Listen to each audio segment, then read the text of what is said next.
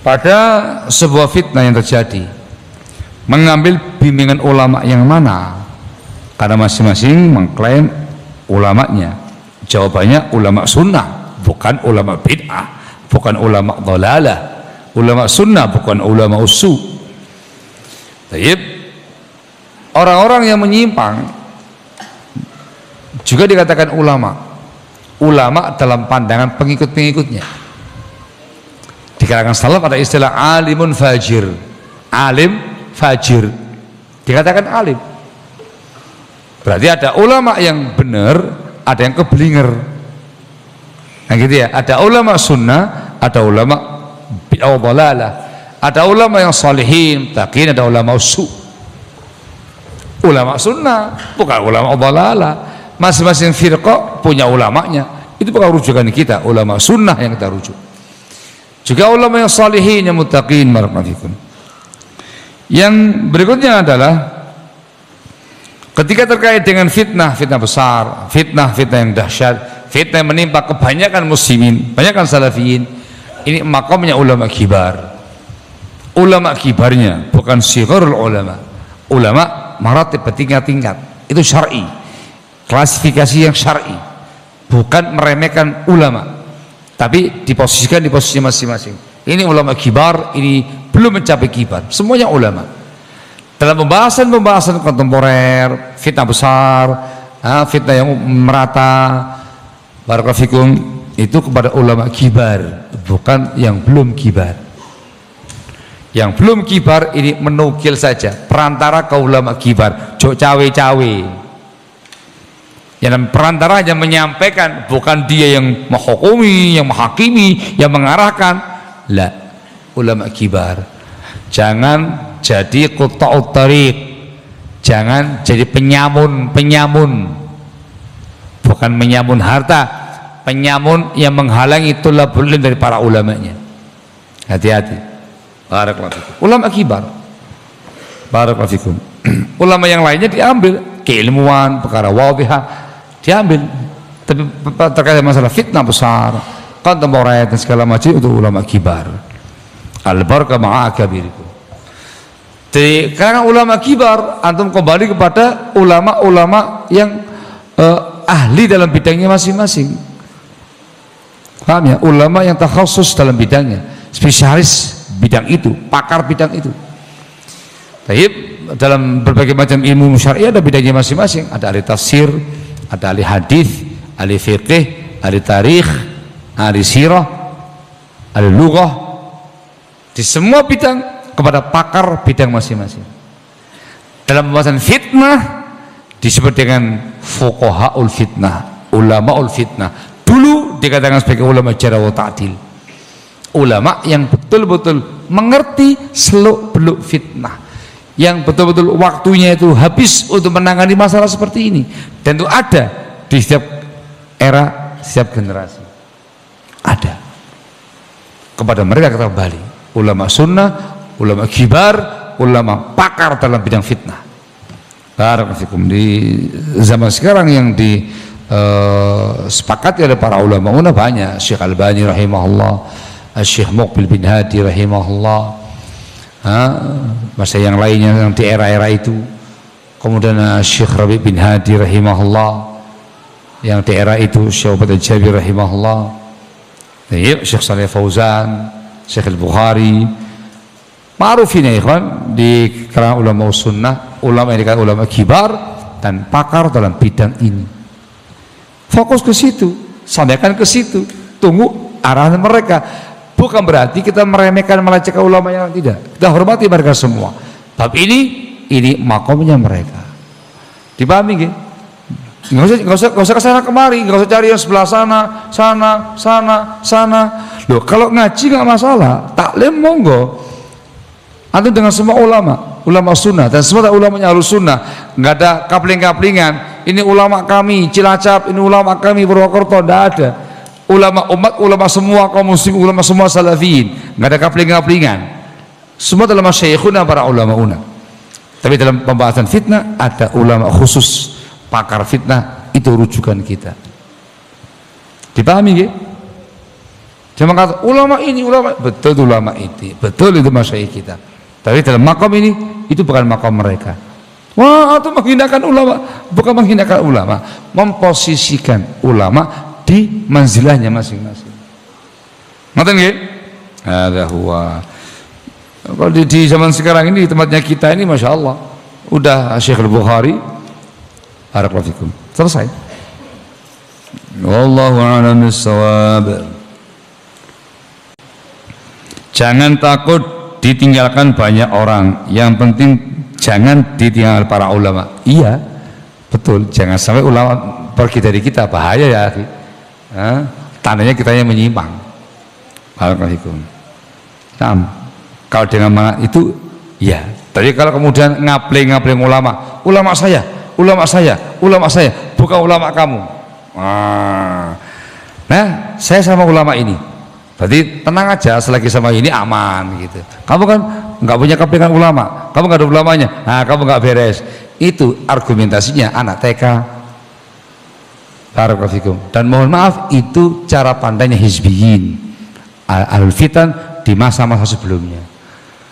Dulu di masa fitnahnya Abul Hasan Al-Ma'ribi yang di Ma'rib, sekarang ditangkap di Saudi karena punya pemahaman radikalisme, punya pemahaman ikhwan muslimin, dan semisal itu Al-Halabi dan segala macamnya, itu dikapling, terutama yang di luar negeri, di luar negeri, di Britania segala macamnya, di Inggris Raya. Ini ulama kami, ini aja Abul Hasan aja, Al-Halabi aja, ini ulama kami, yang lain bukan begitu.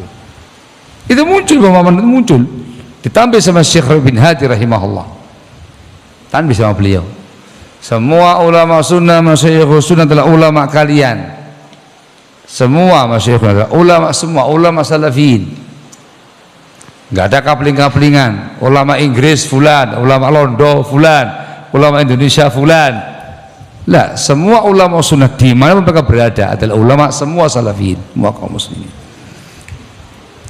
Barakallahu fikum. Ada juga makalah yang juga betul, takutlah ditinggal orang-orang baik. Mana ya? Mana ya? Takutlah ditinggal oleh orang-orang baik. Tandanya Anda orang jelek, orang jahat. Di sebentar hadis, orang yang paling jelek, yang paling buruk manzilahnya di sisi Allah Jalla wa Ala di kiamah nanti, orang-orang yang ditinggalkan orang lain karena takut dari kejahatan dia. Orang pergi kabur dari dia karena takut kejahatan dia, takut fitnahnya dia, lari semua, pergi semua. Yang pergi orang-orang baik-baik semuanya. Hati-hati, Anda syarr, Anda orang jahat. Kalau yang meninggalkan antum hizbiyun, ahlul bidah wal ahwa, labas, tidak mau tabar, khalihim walihim, biar aja. Oh, enggak semanhaj, enggak seakidah, kali, tidak masalah. Atau ditinggalkan, dijauhi orang yang fasik, fajir, maaf dengan maksiat, enggak masalah. Emang kita ghuraba, orang yang asing dengan bimbingan sunnah. Tapi orang yang pergi dari kita, orang-orang soleh, yang bertakwa, yang maaf dengan sunnahnya, tidak mau sama antum karena kamu orang jahat, jelek, buruk. Andanya harus introspeksi diri, ngacau, Anda nggak beres. Barakallahu fikum. Wallahu a'lam bissawab.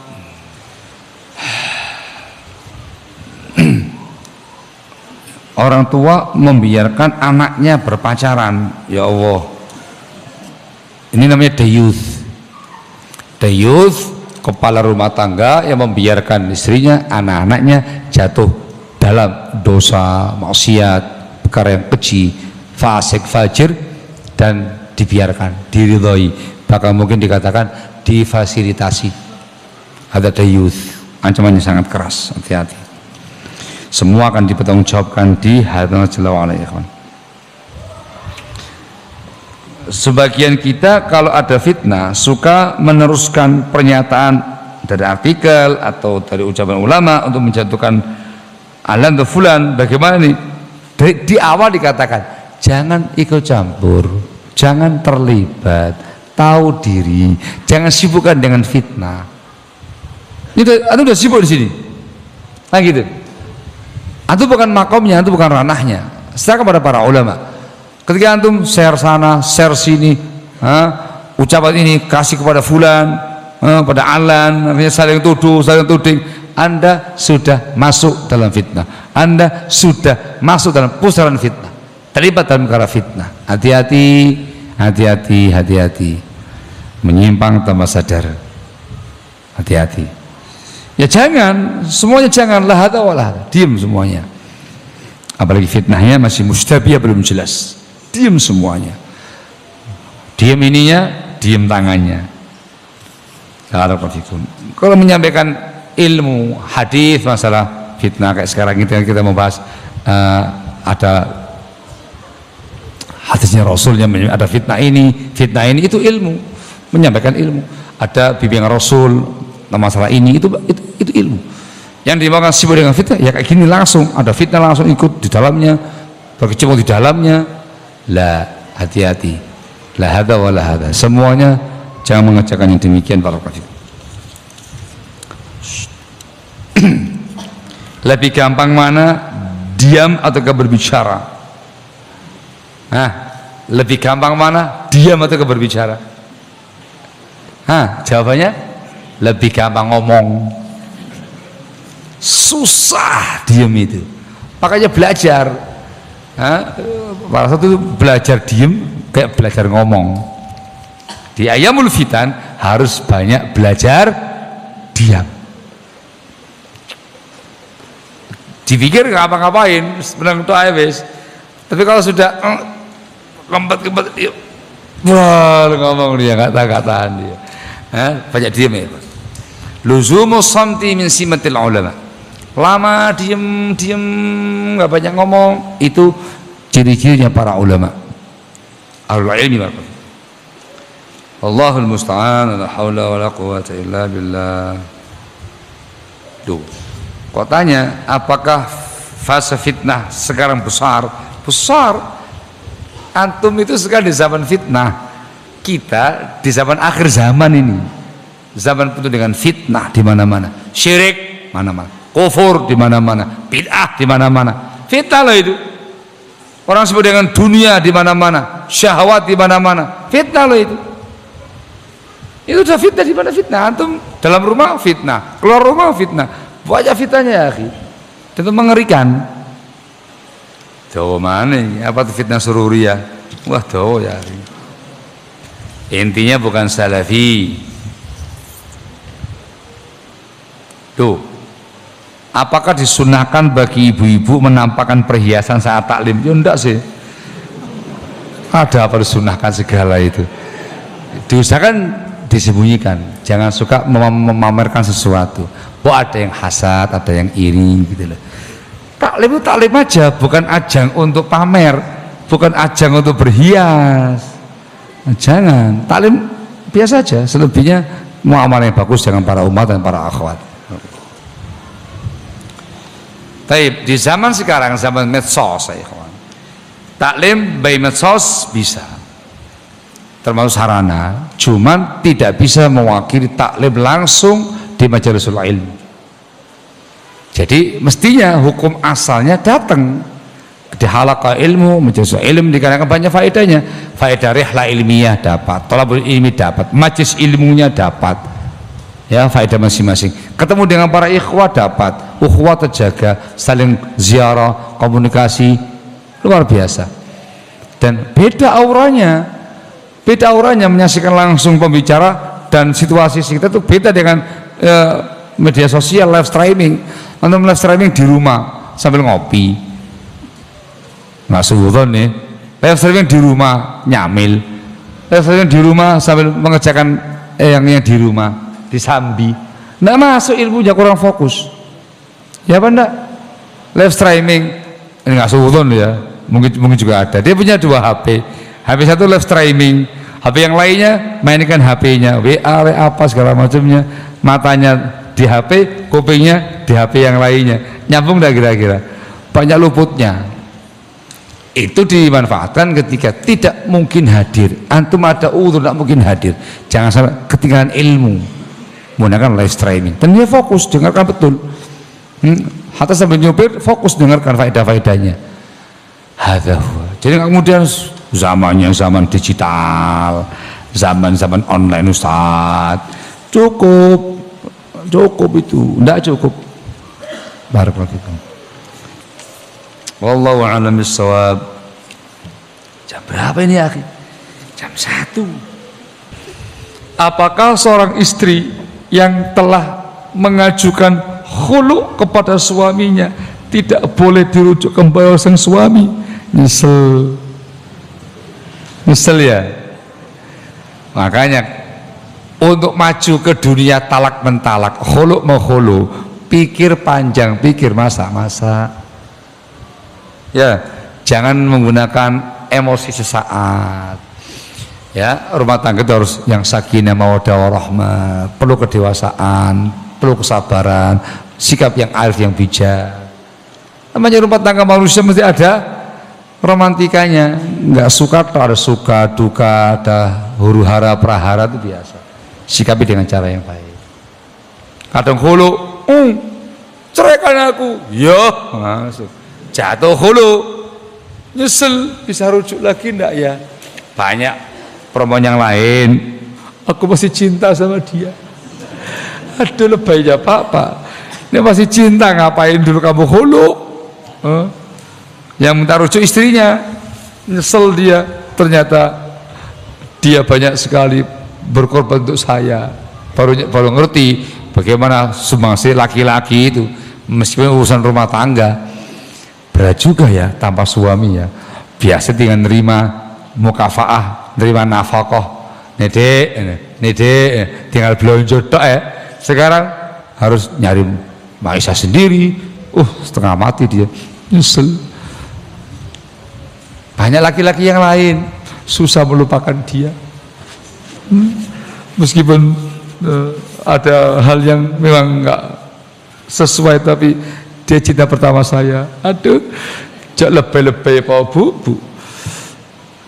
Saya sampaikan di awal apa ya sebelum menjawab ya. Artinya tolong pikir masak-masak sebelum Anda tuh menyesal. Dia menyesal, hilang bahagianya. Tapi secara fikihnya ketika sudah jatuh khulu, maka dikatakan talak bain sughra. Ya, dikatakan talak bain sudah bukan lagi suami istri. Tapi dia bisa menikah dengan laki-laki yang lain dengan satu kali haid. Namanya istibrar rahim bi haidah, mensucikan rahimnya dengan satu kali haid. Itu masa iddahnya. Dikatakan sughra, bisa rujuk kembali dengan akad nikah baru, dengan mahar baru. Tunggu masa iddah, satu kali haid telah berlalu, free, nggak kedahuluan sama yang lain ini. Keserput ya jangan nangis loh.